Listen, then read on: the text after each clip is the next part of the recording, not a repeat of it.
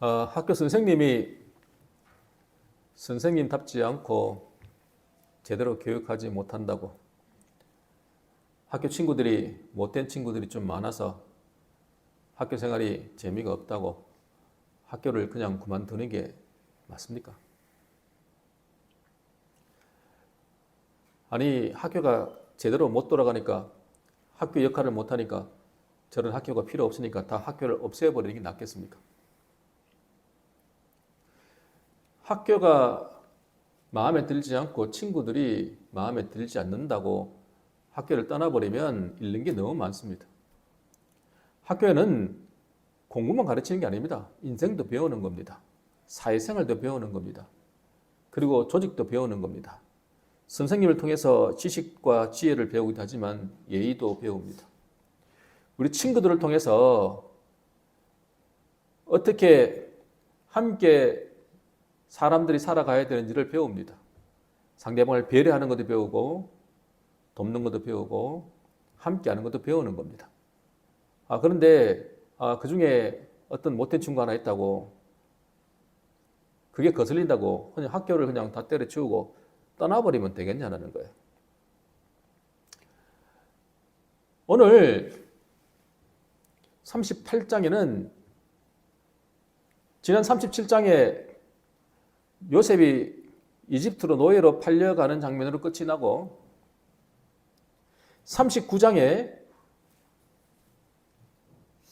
노예로 팔려간 요셉이 보디발의 집에 팔려가서 그 이야기가 이어집니다. 근데 갑자기 생뚱맞게 38장이 딱 중간에 들어오는 거예요. 그 사람들이 이거 그냥 끼워 넣었다. 없는 건데 원래는 37장과 39장이 바로 붙어야 되는데 중간에 누군가 끼워 넣었다. 이렇게 말하기도 합니다. 그렇지 않습니다. 성경이 기록된 이유가 분명히 있거든요. 지난번에 요셉을 팔아먹고 난 뒤에 그 팔 때 누가 팔았습니까? 유다가 적극적으로 나서서 그냥 구덩이에 죽이려고 하는 것을 살리려고 그리고 또 돈도 받을 수 있으니까 설득해가지고 팔아먹지 않습니까? 그리고 집에 사는데 유다가 마음이 괴로운 거예요. 힘든 거예요. 그래서 그 집을 떠나는 겁니다. 자, 본 말씀 볼게요. 38장 1절입니다. 38장 1절 같이 읽을게요.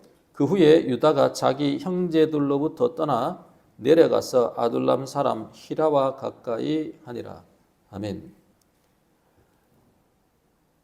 유다가 요셉을 팔아먹고 난 후입니다. 그 후에입니다. 그러니까 시간이 많이 지난 게 아닙니다. 그리고 집에 있는데 자기 형제들 같이 있는데 마음의 양심의 가책이 느끼는 거예요. 동생 팔아먹고 아버지한테는 채색옷에다가 피를 묻혀가지고는 아버지 스스로 죽었다라고 생각하게 만들어 놓고 그리고 그 형제들과 같이 살아가는 게 너무너무 힘들었던 거예요. 물론 자기는 요셉을 살리려고 했습니다. 그래도 팔아먹은 사람은 누구예요? 자기잖아요. 근데 그 옆에 있는 형제들은 어때요? 다 죽이려고 했잖아요. 그 형제들하고 같이 사는 게 너무 힘든 거예요. 그거 쳐다보고 있으면 요셉이 생각나고 양심의 가책이 생기고 그래서 떠나는데 집을 떠났다고 하지 않고 아버지를 떠났다고 하지 않고 형제들로부터 떠났다고 말하는 거예요.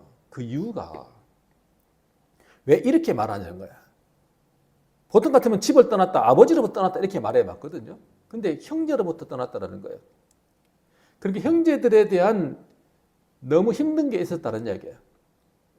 그래서 그 공동체를 떠나보는 거예요. 오늘날로 말하면 교회 공동체 안에 지체들이 못된 짓도 하고 믿음 없는 짓도 하고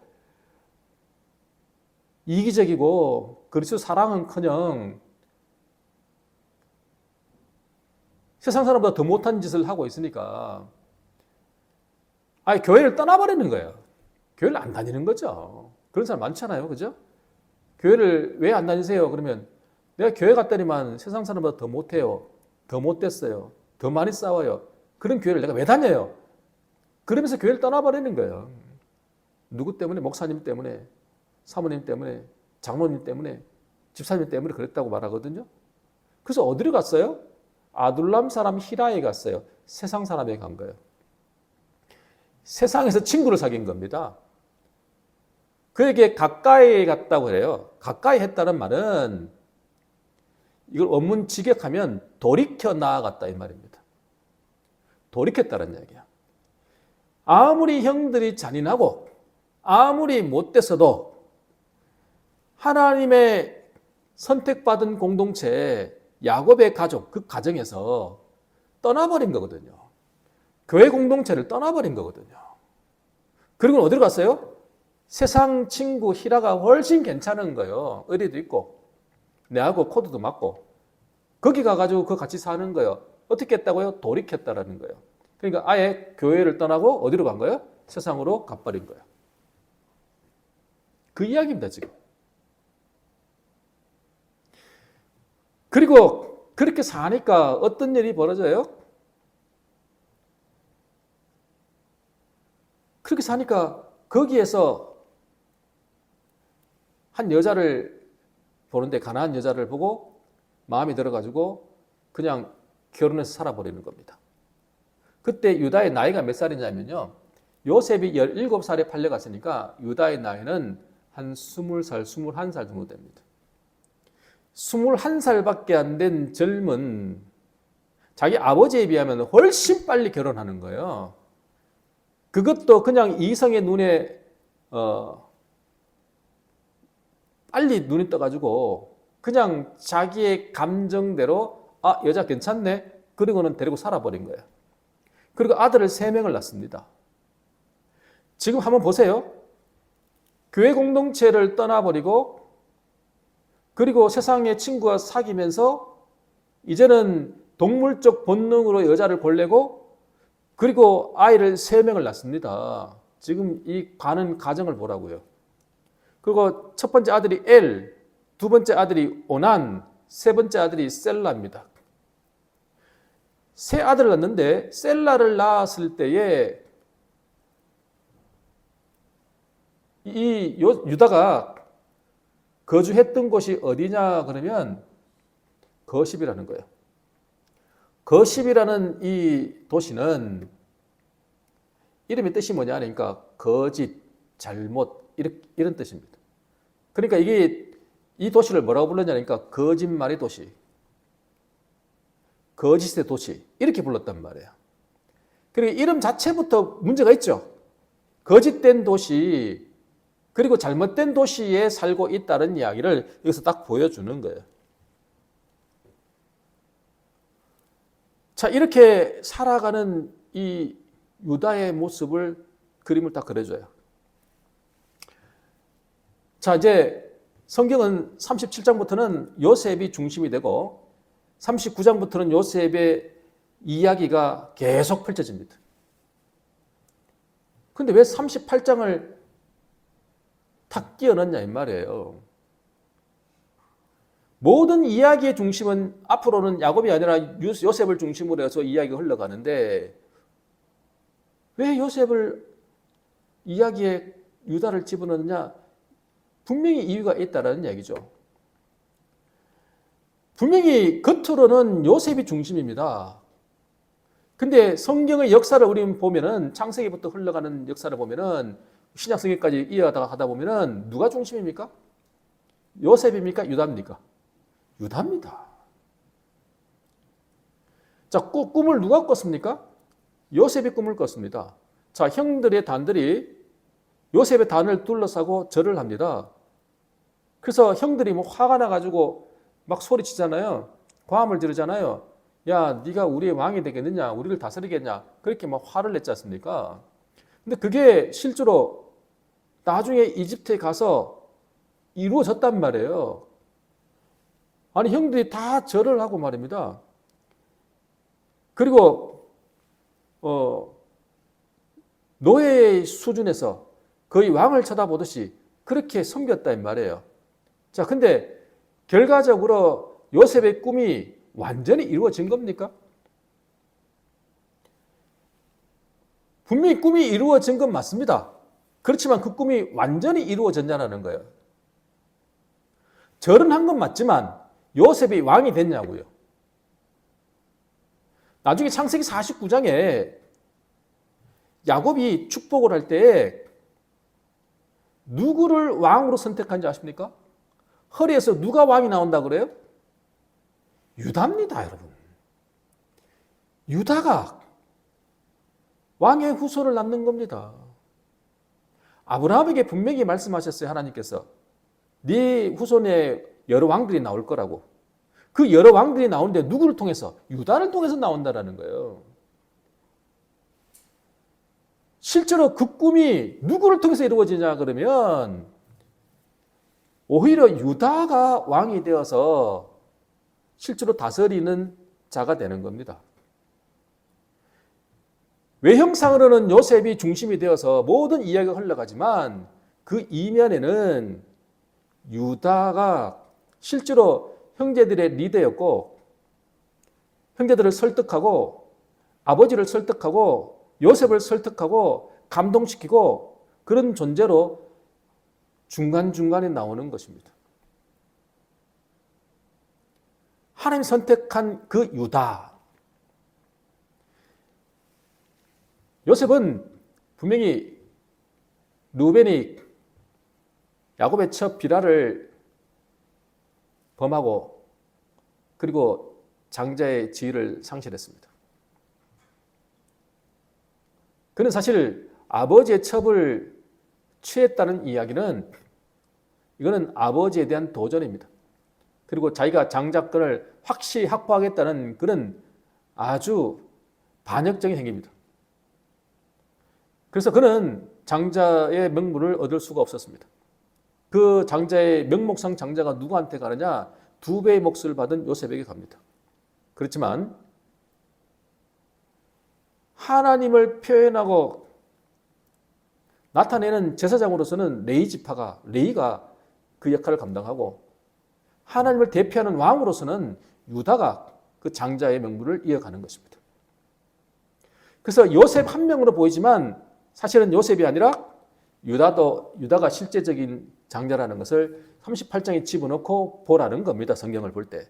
모든 것이 다 요셉의 이야기가 있으니까 다 요셉이 다 장자인 것으로 보이는데 물론 명목상 장자는 요셉이 맞습니다. 그렇지만 성경의 흐름은 그게 아니라는 것을 보여주기 위해서 38장에 딱 집어넣는 거예요. 자, 이렇게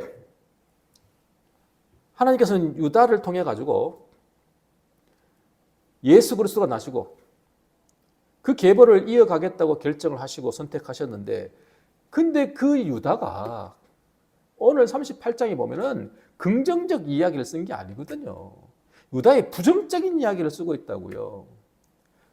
그가 요셉을 팔고 난 뒤에 교회 공동체를 떠나고 세상에 빠져가지고 영적 눈이 어두워가지고 육체대로 살다가 끔찍한 일을 벌리죠. 자기 며느리하고 잠자리를 하고 아이를 낳는 이런 해괴한 이야기가 등장을 하지요. 그래서 성경을 도덕적으로 보는 사람은 38장을 찢어버립니다. 뭐 이게 성경이냐 그러고 말도 안 된다고. 어떤 분은 창세기 38장을 읽다가 처음으로 이제 성경을 창세기 1장부터 읽어 내려가다가 38장에 와가지고 그 이야기를 듣고 이게 무슨 성경이냐고 성경 집어 던지고 성경을 안 읽는 사람도 있어요. 뭐 이런 더러운 게 무슨 성경이냐고. 윤리 도덕적으로 보면 그렇거든요. 근데 하나님께서는 왜 그 사람을 선택하고 그 사람을 통해서 하나님의 계보를 이어가는가. 오늘 유다를 통해서 우리에게 주시는 메시지를 같이 듣기를 원합니다. 첫 번째입니다. 감겨진 영의 눈을 떠야 합니다. 한번 따라합시다. 감겨진 영의 눈을 떠야 합니다.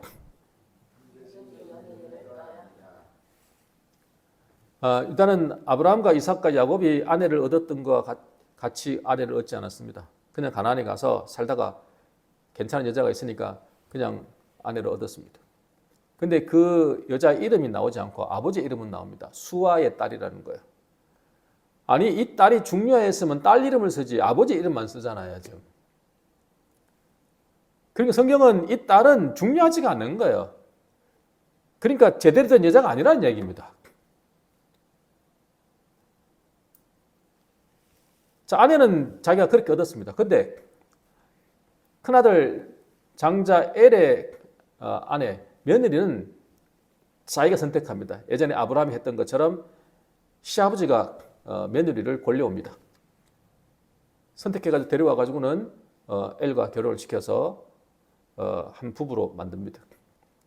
근데 하나님께서 엘이라는 자가 하나님 보시기에 악했다 그래요. 그래가지고 죽여버렸습니다. 근데 악한 이유에 대해서는 설명을 하지 않아요. 그냥 악했다라는 거예요. 아니,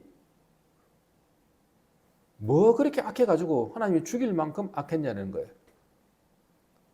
이게 랍비의 전통에 보면 이런 말이 있어요. 다말의 아름다움을 훼손하지 않으려고 아이를 안 낳았다는 이야기예요. 그 모습이 악했다는 이야기예요. 뭐 오늘날 보면 이런 거예요. 자기 몸매 망가질까 봐 아이를 안 낳는 거예요. 아이를 낳아도 가슴 줄어들까 봐 아예 모유 수유를 안 하는 거예요. 요즘 그렇죠? 아니, 자기 외적인 매력 그리고 자기 만족에 살라고 아이를 낳고 살아가는 거 이런 관심이 없는 거예요. 우리나라 출산율이 0.8 이하로 떨어졌다 그러잖아요. 아이를 안 낳는 거예요. 우리끼리 잘 살면 되지 무슨 애 낳아가지고 사냐는 거예요. 왜 거기에 내가 헌신하고 사는 거예요. 이기적인 생각이요. 지금은요. 하늘을 찌릅니다. 요즘 세상은요. 이때까지 있어보지 못한 엄청난 이기심과 탐심이 꽉 차 있다고요. 하나님이 원하시는 후손의 개념, 생명의 열매의 개념은 아예 없어요, 지금. 엘이 그랬다라는 거예요. 아니, 자기들 그 다말이 성적인 매력을 잃어버릴까봐, 몸매 망가질까봐 아이를 안 낳았다는 얘기 아닙니까? 하나님 보시기에는 하나님의 계획과 하나님의 섭리 안에서는 완전히 악한 거예요. 그래서 죽여버린 거예요. 우리가 생각할 때는 그게 뭐 그렇게 악하냐, 그게 뭐 그리 나쁘냐 그러지만 하나님 눈에는 악한 거예요, 그게. 완전히 세상적이잖아요. 그래서 유다가 둘째 아들 오난에게 불러가지고는 자, 너 형수에게 들어가가지고 네 씨를 주어가지고 형의 대를 잇게 해라. 여러분, 계대 결혼법이라는 게 있잖아요. 고대 근동의 전통적인 방식입니다. 형이 아이를 못 낳고 죽게 되면은 그 형수를 동생이 취해가지고 형의 대를 잇게 해주는 거예요. 이게 나중에 성경의 모세 율법에 아예 공식적으로 정해졌습니다. 형이 아이를 못 낳고 죽으면 형수를 동생이 취해가지고 아이를 낳게 하고 그 대를 이어줘라. 이게 의무입니다. 율법의 의무가 돼버렸습니다. 이게 하나님 보시기에 합당하다라는 거예요. 하나님은 어디에 관심이 있냐는 거예요. 우리 생각할 때는 윤리 도덕적으로 어떻게 동생이 어떻게 형수를 취할 수 있냐, 말도 안 된다, 있을 수 없다 막 욕하지만 우리는 눈이 뭐냐니까 오직 윤리 도덕적인 눈만 보는데 하나님은 어디에 관점이 있어요? 생명의 관점이 있잖아요. 대가 끊긴단 말이에요. 그러니까 동생을 통해서 대를 이어줘라 이 말입니다. 그러니까 하나님 보시는 관점과 사람이 보는 관점이 틀린 거예요. 근데 오난이 어떻게 했습니까? 자기 형수에게 들어가가지고 실제로 자기의 씨를 형수에게 주지 않고 어떻게 했어요? 땅에 설정했다 그래요. 이 설정했다는 말은 버렸다, 망했다 이 말이거든요. 땅에 버린 거예요. 왜 그렇게 했어요? 형이 죽고 아이를 못 낳으면 누가 장자가 되는 거예요? 자기가 장자가 되는 거 아닙니까? 근데 내가 아이를 낳아가지고 형의 대를 이었게 해주면 그가 장자의 대를 이어갈 것이고 그렇게 되면 내 상속 지분이 줄어들 것이고 내가 장자가 못 될 것이고 이 생각을 하니까 그렇게 할 수가 없었던 거예요. 아버지 말을 듣긴 들었어요. 들어갔다고요. 그 아이를 못 낳으면 누구 책임이에요? 저 여자 책임이지. 이렇게 말하고 싶었던 거죠. 근데 하나님은 다 보셨던 거예요. 악했어요. 그 모습이 악했다고요. 이기심이잖아요. 욕심이잖아요. 얼마나 못됐어요. 나눠주면 되는데 그건 당연히 나눠줘야 되는 건데 의무인데 그 의무를 하지 않고 자기 이익을 위해서 그렇게 해버렸어요. 하나님이 보시기에 악해서 어떻게 했어요? 죽여버렸어요. 아, 하나님 너무하네. 아니 뭐 이렇게 다 죽일 필요가 있나. 근데 하나님은 그럴 필요가 있었어요. 유대인은 목의 사회입니다. 엄마가 유대인이고 아빠가 이방인이면 거기서 난 아들은 유대인으로 인정해 줍니다. 그러나 아빠가 유대인이고 엄마가 이방인이면 유대인은 인정을 안 하려고 합니다. 왜 그러냐 그러니까 자기 혈통이 남자보다 여자가 더 중요한 거예요. 왜 그러냐니까 아이를 가르치고 양육하는 자가 누굽니까? 엄마거든요. 그래서 엄마가 유대인이면 유대인으로 인정하는 거예요. 지금 그냥 유다가 자기 동물적 본능으로 얻은 여자가 그 낳은 아들들이 다 악한 거예요. 어떻게 메시아의 후손으로 여자의 후손으로 올 자가 유다의 몸에서 나야 되는데 어떻게 그 아들을 통해서 씨가 되겠냐고요. 그래서 하나님은 본을 보여주는 거예요. 두 명을 날려버리므로 이들은 아니라는 얘기죠. 셀라를 다말에게 줘야 되는데 다말에게 주지 않습니다. 성경 한번 볼까요? 자, 38장 11절. 38장 11절. 우리 같이 읽을게요. 유다가 그의 며느리 다말에게 이르되 수절하고 내 아버지 집에 있어 내 아들 셀라가 장성하기를 기다리라 하니 셀라도 그 형들 같이 죽을까 염려함이라 다말이 가서 그의 아버지 집에 있으니라. 아멘. 너 수절하고 이거는 갑으로 앉아 있으라 이 말입니다. 너 갑으로 앉아 있으라. 이 직역하면 그렇습니다. 너 갑으로 살아라 이 말입니다.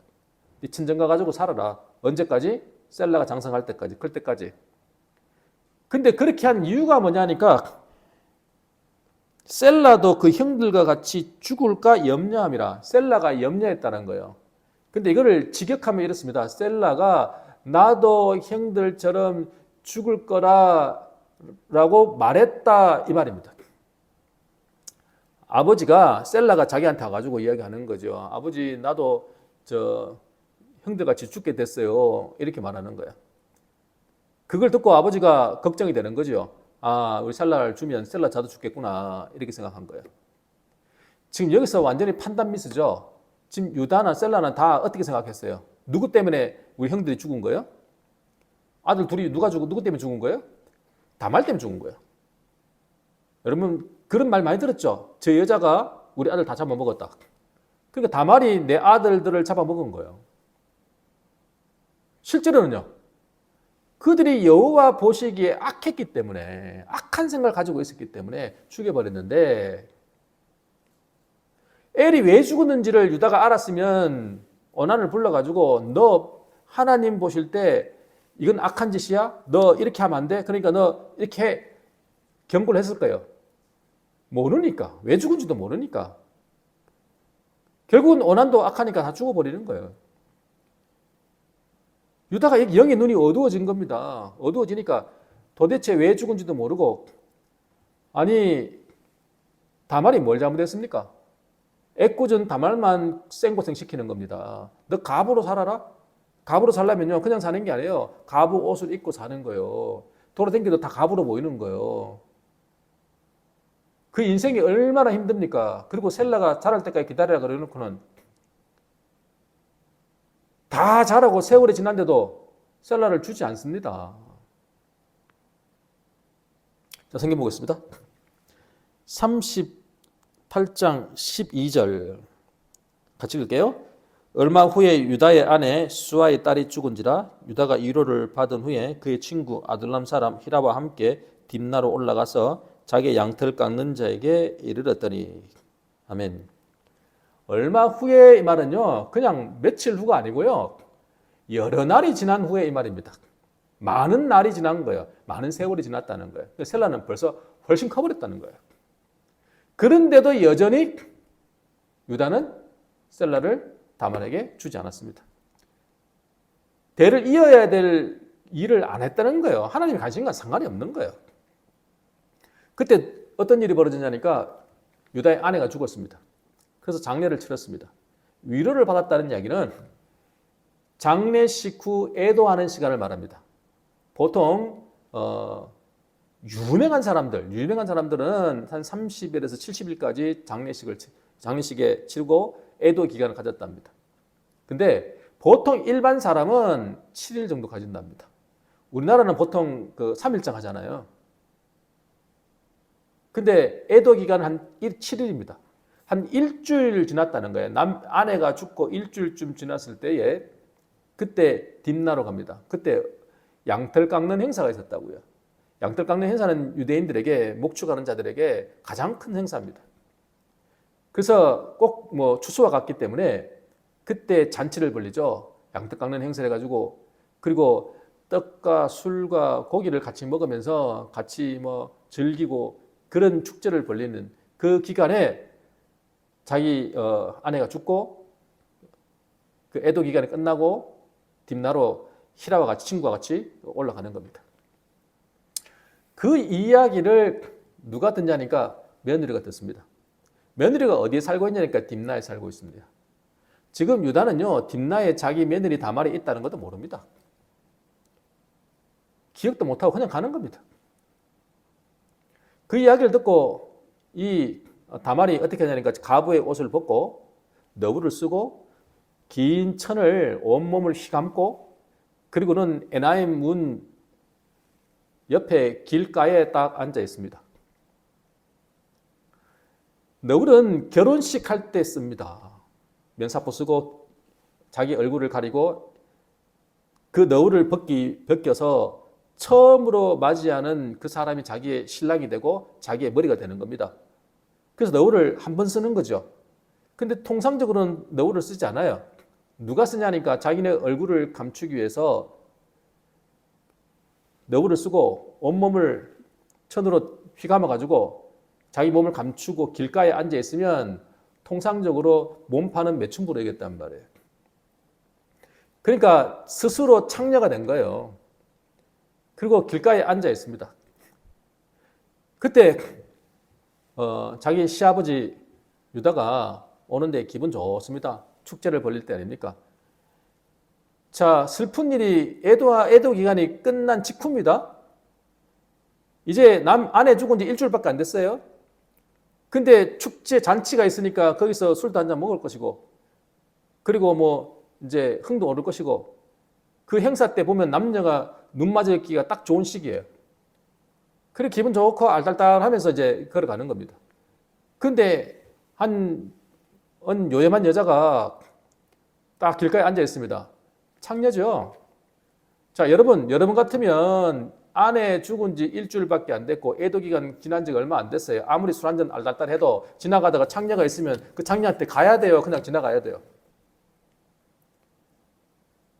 그냥 지나가야지. 그거를 왜 창녀한테 가냐고요.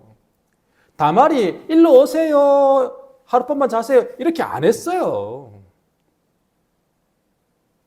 다말이 창녀의 옷을 입고 앉아 있은 건 맞지만 이리 오세요. 그러면서 안 했다고요. 앉아 있기만 했다고요. 누가 찾아갔어요?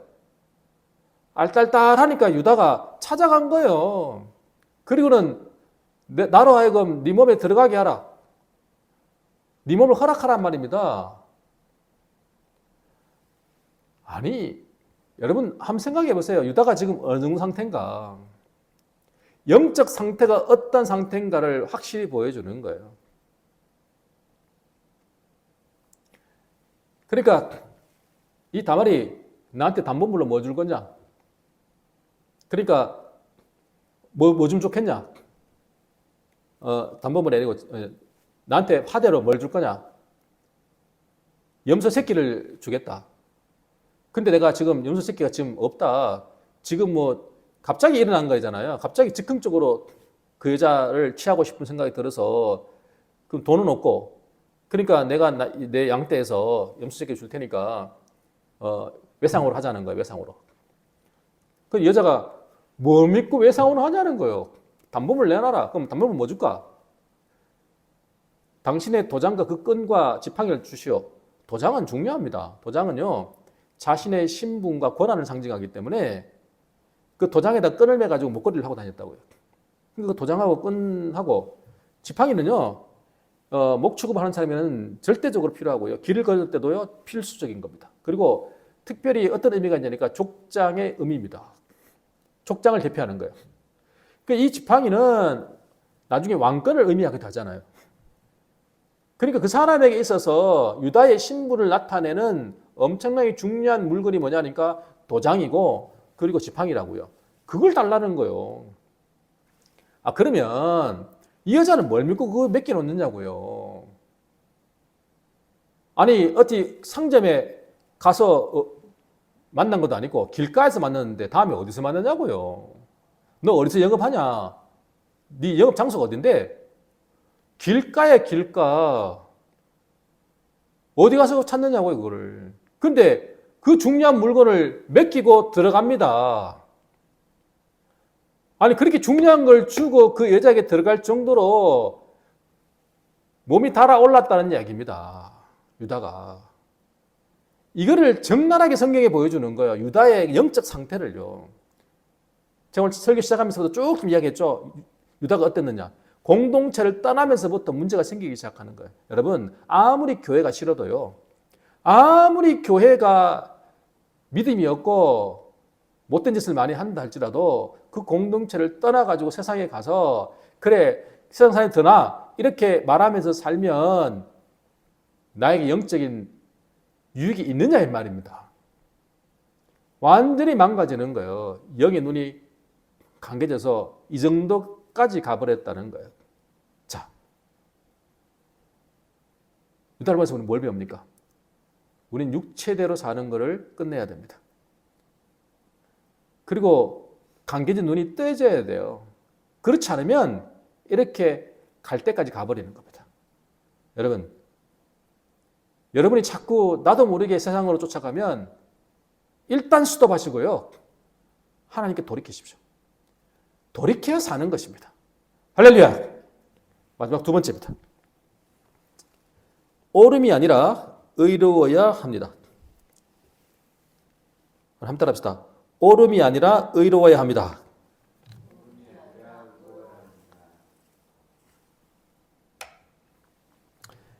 38장 15절 16절 다시 한번 읽어볼게요. 38장 15절 16절 그가 얼굴을 가리었으므로 유다가 그를 보고 창녀로 여겨 길 곁으로 그에게 나아가 이르되 청하건대 나로 내게 들어가라 하니 그의 며느리인 줄을 알지 못하였음이라. 그가 이르되 당신이 무엇을 주고 내게 들어오려느냐. 아멘. 창녀로 봤다 그랬잖아요. 이 창녀란 말은 조나라는 말입니다. 이거는 일반적인 매춘부를 말하는 겁니다. 몸 파는 여자를 말하는 겁니다. 얼마나 알딸딸하고 취했는지 며느리인지도 알아보지를 못했던 거예요. 자, 그리고 그날 관계를 맺고 돌아와 가지고는 이제 염소 새끼를 보내고 그리고 찾아와야 되잖아요. 도장과 지팡이를 찾아와야 되는데 자기가 가려니까 부끄러운 거예요. 자, 여러분, 내 창녀하고 어제 그 외상으로 관계를 맺고 그 다음에 빚갚으러 가야 되는데 그 참 대낮에 가려니까 그 참 부끄러운 거예요. 명색이 체면의 말이 아니죠. 그래서 자기 친구 히라를 부릅니다. 히라한테 부탁합니다. 야, 너 있잖아. 네 염소새끼 한 마리 줄 테니까 내가 사실은 그 한 창녀 있거든. 그 창녀 그 에나임 문 옆에 있는 창녀한테 가가지고 이거 주고 내 것 좀 받아와라. 그러니까 친구 히라가 알았다 그러고 갑니다. 여러분 생각해 보세요. 유다가 히라에게 부탁할 정도 되면은 내가 창녀하고 잠을 자고 그에게 외상으로 했다라는 것을 말해도 괜찮을 정도의 사람이라는 거예요. 그러면 그놈이나 똑같은 놈이라는 얘기죠. 그러니까 끼리끼리 우리끼리는 이야기할 수 있는 거예요. 우리 죄를 지어도 우리는 이야기할 수 있는 친구가 있잖아요. 그죠? 같이 놀고 있으니까. 같이 놀던 자니까. 몇 개 가서 보내는 겁니다. 근데 그 친구 가가지고는 물어봅니다. 여기 혹시 저 창녀 어디 있냐? 그러니까 여기에는 창녀가 없는데요? 동네 사람들이 말하는 거예요. 자, 여기서 창녀라는 단어는 케데샤. 아까 창녀하고는 다른 단어입니다. 유다가 봤던 그 창녀로 본 것은 조나, 일반적인 매춘부로 말하는 거고, 지금 히라가 가서 창녀가 어딨냐 하는 케데샤는 이거는 아스타롯 여신에게 헌신하는 신전 창녀입니다. 가나안 신이 있죠. 바알 신이 있고 아스타롯 신이 있거든요. 이 아스타롯 신을 이 가난한 사람들 섬겼다고요. 자, 이런 양떡 깎는 행사를 하잖아요. 축제를 하고 난 뒤에는 신께 제사를 드리는데 아스타로스 신에게 가가지고 제사를 지낼 때 어떻게 하냐니까 아스타로스 여신에게 헌신하는 여사제들이 있다고요. 그들은 공식적인 신전 창녀입니다. 여러분 이 이야기를 들으면 참 웃긴데요. 그거를 믿고 있었던 사람들 생각해 보세요. 자, 아스타로스 여신이 이렇게 있어요. 그럼 그 앞에서 이 창녀가 와가지고 아스타로스를 섬기러 온 남자들을 맞이합니다. 그리고 이 창녀가 그 신 앞에서 음란 행위를 하는 거예요. 그러면 이 아스타로스 여신이 그걸 보고 흥분을 해. 흥분을 해가지고 자녀의 축복을 주고 복을 주는 거예요. 그러니까 신을 가만히 앉아있지 못하게 만들고 흥분시켜가지고 복을 받게 하는, 그렇게 하려고 여자의 그 여사제를 갖다 놓고는 음란 행위를 하게 만드는 거거든요. 그래서 남자들이 여신도 섬기고 그리고 만족도 느끼고 얼마나 합법적이고 좋습니까? 그러니까 대놓고 와가지고 섬기는 겁니다. 이게 가나안 종교라고요. 그런 창녀들이 가나안에 많이 있었다고요. 히라는 그렇게 생각한 거예요. 유다가 자기는 일반 매춘부로 봤는데 부끄러우니까 그렇게 야 그 케데시하다 이렇게 말을 해서 그렇게 한 건지, 아니면 히라가 뭐 창녀 그러니까 자기는 무조건 케데시하라고 그냥 스스로 생각한 건지 그건 모르겠습니다. 만약에 유다가 케데시한 줄 알고 그녀와 잠자리를 했다고 한다면 이거는 아스타롯 여신께 숭배한 거예요. 우상 숭배한 거라고요. 이건 더 가장스러운 얘기예요. 가난한 사람들 입장에서 볼 때는 일반 매춘부하고 이 케데샤 신전 창녀하고는 달라요. 신전 창녀는 합법적이란 말이에요. 덜 부끄럽죠. 가난한 사람들에게는. 하나님 보시길 때는 이 몸 파는 매춘부하고 관계를 맺는 것보다 이 케데샤하고 이 관계를 맺는 게 더 가장스러운 거거든, 사실은. 더 수치스러운 거거든. 어떤 건지는 모르겠어요. 근데 어쨌든 간에 히라는 케데샤를 찾았다고요. 근데 여기는 이 동네는 케데샤가 없다라는 거예요. 그 돌아왔습니다. 그 말합니다. 케데샤가 없대요. 친구가 없대. 그러니까 유다가 뭐라고 말하는지 아세요? 그러면 냅둬라. 내 도장 지팡이 그 여자 가져가도록 냅둬라. 왜요? 부끄러우니까. 수치당할까 봐. 괜히 그 찾다가 온 동네 찾다가 은밀히 찾아야 되는데 이거 동네 떠벌리고 찾다가 결국은 내가 수치당할까 봐 그냥 냅둬라는 거예요. 포기해버리는 거예요. 자기 신분과 권한을 상징하는 그 중요한 물건을 포기해버렸습니다. 뭐 때문에? 자기 체면 때문에. 근데 석 달이 지났는데 어떤 일이 벌어졌냐니까 자기 며느리 다말이 임신을 해가지고 배가 불러온다는 거예요. 유다가 그 이야기를 듣고요 얼마나 열받던지 이렇게 말합니다. 불살라 버리라는 거예요. 불살라를 합니다. 그 사람들이 끌고 나가가지고 불사로로 끌고 나가는 겁니다. 성경에요. 간음을 행했을 때 간부와 음부를 둘 다 데려다 놓고 돌로 쳐 죽여라 합니다. 성경에서 불살라 죽이는 경우가 두 가지가 있습니다. 어떤 경우냐니까 장모와 그 아내를 두 여자를 한꺼번에 취하는 근친상간. 그 자기 아내만 취하는 게 아니고 장모까지 취하는 이 두 모녀를 취하는 그런 근친상간은 너무너무 악하기 때문에 불살라 죽이라 합니다. 그리고 특별한 도덕적 기준이 높은 모범을 보여야 되는 제사장의 딸이 음행을 했을 때 그럴 때는 불살라 죽이라 합니다. 이 두 가지 경우를 제외하고는 돌로 쳐 죽이는 겁니다. 그게 지금 유다가 얼마나 화가 났으면 돌로 쳐 죽이는 게 아니고 불살라 죽이라는 겁니다. 그러니까 너무너무 화가 났다는 얘기예요. 지금 이게 화가 날 일입니까? 누구 때문에 일이 벌어진 일인데? 사람의 이 기준이 이런 거예요. 자기가 잘못한 것은 사람은 관대하고 기억도 못하면서 남이 잘못한 것은 정죄하고 불살라 죽이라고 소리를 지르지 않습니까? 누구의 모습이 보입니까? 다윗의 모습이 보이지 않습니까? 바세바를 취하고 임신하니까 그걸 숨기려고 그 남편 우리아를 결국은 죽여버리지 않습니까? 그리고는 바세바를 자기 아내로 취하지 않습니까? 하나님이 얼마나 악해 보였습니까? 그래서 나단을 보냈지 않습니까? 나단이 뭐라 그랬습니까? 이야기를 합니다. 부자가 손님이었는데 자기 양을 대접하려니까 돈이 너무 아까워가지고 가난한 사람 암양 한 마리가 전 재산인 가난한 사람의 암양 한 마리를 빼앗아가지고 그것으로 대접했다. 그러니까 다윗이 화가 나가지고는 내가 여호와 이름으로 맹세하노니 그놈 반드시 죽는다. 반드시 죽는다. 이렇게 소리 질렀는데 나단이 그때 뭐라 그랬습니까? 그 사람이 바로 당신입니다. 왕입니다. 이렇게 말하지 않습니까? 충격받았죠. 다윗이 그렇게 반드시 죽는다고 소리친 사람이 자기인 줄을 자기가 모르는 거예요. 우리가 그렇다라는 거예요. 불살라 죽이라 그러는데 그러면 그 여자만 죽여야 됩니까? 간부인 자기도 같이 불살라 죽여줘야 되는 거 아닙니까? 우리가 이런 사람이라는 거예요. 자, 그런데 그 여자가 다말이 아니 내 뱃속에 애비가 유다입니다 이렇게 말하지 않고 도전과 끈과 지팡이를 주면서 이 임자가 애 아빠니까 보여주라고 그 줍니다. 유다가 직접 끌어낸 게 아니고 사람을 보낸 거거든요. 그 사람이 다시 유다에게 갖다 주니까 유다가 딱 보니까 놀래버린 거예요. 자, 성경 보겠습니다.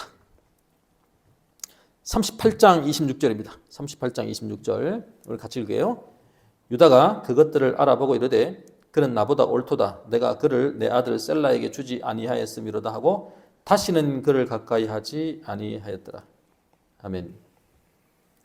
나보다 옳도다란 옳다란 단어는 자다크. 이거는 올바르다, 의롭다 이런 뜻이거든요. 나보다 더 옳다 이렇게 말했습니다. 유다가 그 도장과 끈과 지팡이를 딱 보는 순간 쇼크를 먹은 거예요. 그리고 자기의 잘못이 보인 거예요. 드디어 영적 감겨진 눈이 띄어진 겁니다. 어두운 눈이 밝혀진 겁니다.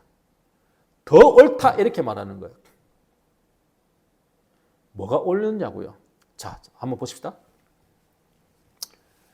다말이 시아버지를 속여가지고 변장을 해가지고 맞이해서 시아버지의 씨를 받은 게 여러분 옳은 겁니까? 도덕적으로 옳습니까? 여러분 그렇게 해야 되겠습니까? 도덕적으로 전혀 옳지 않습니다. 근데 유다는 나보다 더 의롭다 그랬습니다. 성경도요, 다말을요, 하나님도 다말을 잘못됐다, 더럽다, 도덕적으로 문제가 많다, 악하다라고 말하지 않습니다. 하나님도 옳다고 인정합니다. 룻기 4장에 보면은 다말을 축복된 여자로 인정합니다. 왜 다말이 옳으냐고요? 여러분 관점을 바꾸셔야 돼요. 우리는 자꾸 인간적인 관점으로 보니까 옳고 그름을 따지기 시작하니까 자꾸 다투는 거잖아요. 왜 싸웁니까? 왜 다툽니까? 서로 옳다고 주장하기 때문에 다투는 거 아닙니까?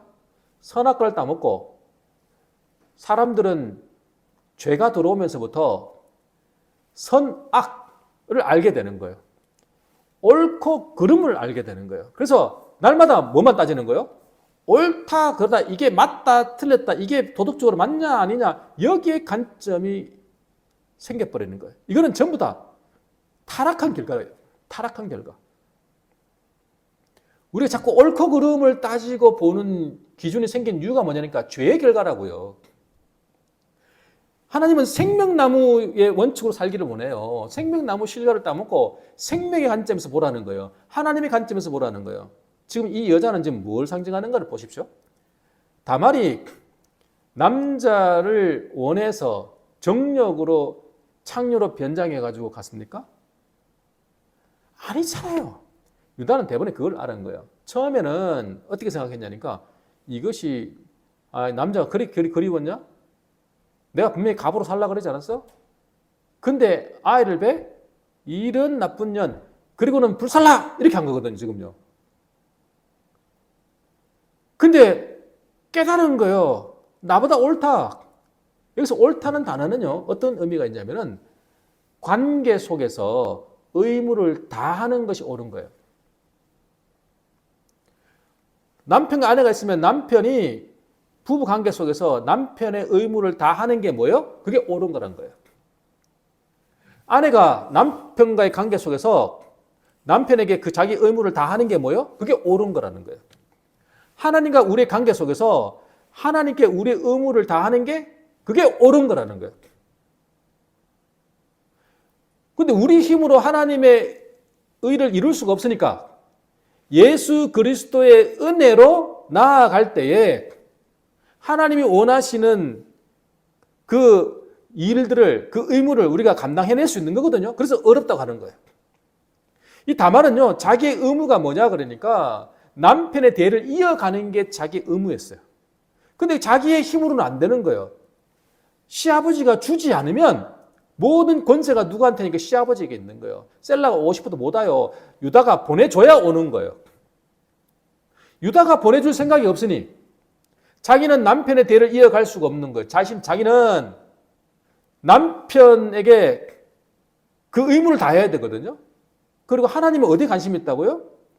유다의 후손에 관심이 있다고요. 다만 오직 그걸 이루기 위해서 자기 생명을 내건 겁니다, 지금. 정욕을 불타가지고 나간 게 아니고, 한번 생각해 보세요. 배가 불러 올라왔어요. 임신했어요. 돌로 맞아 죽든, 지금처럼 불살라 죽든, 죽어야 된다고요. 만약에 유다가요, 자백하고 회개하고 돌이키지 않았으면 어떤 일이 벌어지냐면, 뭐야 이거? 그때 그 창녀가 이 다말이었어? 이 나쁜 것이 어디 시아버지를 속여가지고 말이지. 나는 유혹해? 뭐 이런 게 있어. 그리고 다른 사람들 모르잖아요, 지금. 얼마나 부끄러워요. 자기가 며느리하고 관계를 맺다는 게 알려지면 얼마나 수치스러운 일입니까? 그래서 그냥 불살려 죽여! 이렇게 하는 게 정상이에요. 만약에 엘가 원한 같았으면요, 그냥 다말 불살려 죽였어요. 자기 수치를 숨기기 위해서라도. 지금 다말은요, 목숨 건 행동이에요. 뭘 이루기 위해서? 자신이 대를 이어가야 된다는, 씨를 받아야 된다는 그 의무를 다 감당하기 위해서 그렇게 목숨 건 거예요. 누굴 상징하는 거예요? 예수 그리스도입니다, 여러분. 다만의 모습 속에서 예수 그리스도가 보이는 거예요. 그래서 뭐라고 하는 거예요? 옳다고 말하는 거예요. 인간적으로 보면 말도 안 되는 이야기고 더러운 이야기지만 하나님의 관점으로 볼 때는 십자가 이야기고요. 예수 그리스도 이야기인 거예요. 자기 목숨을 내걸고 씨를 받기를 원했던 거예요. 그래서 아는 거예요. 유다가. 나보다 더 옳도다. 자백입니다. 여러분 정리할게요. 유다가요. 여기에서 자백이 일어나는 거예요. 나보다 더 옳구나. 나는 정욕으로 살아서 그 여자를 취했는데 다만은 정욕으로 나를 구한 게 아니라 대를 잇기 위해서 자기 의무를 다하기 위해서 그렇게 했구나. 그가 나보다 더 옳다. 그리고는 다시는 그 여자를 가까이 하지 않았다. 그걸로 끝낸 거예요. 이미 취했으니까 그럼 내 아내 해라. 며느리 하지 말고 그렇게 하지 않고 그 아이를 받은 것으로 끝냈다고요. 그가 쌍둥이를 낳습니다. 다말이 쌍둥이를 낳는데 세라가 먼저 손을 내밀고 나오는데 밑에 있는 동생이 끄집어 당기고는 자기가 먼저 팍 터뜨리고 나옵니다. 그래서 터뜨렸다는 의미의 베레스가 먼저 나오고 다음에 세라가 나옵니다. 먼저 터뜨리고 나왔던 그 베레스가 바로 예수님의 조상이 되고 다윗의 조상이 됩니다. 그를 통해서 하나님의 역사는 이어가는 겁니다. 여러분, 우리는 우리의 시각으로 보지 말고 하나님의 관점에서 생명나무 원칙의 관점에서 의로운 자가 되기를 간절히 축원합니다.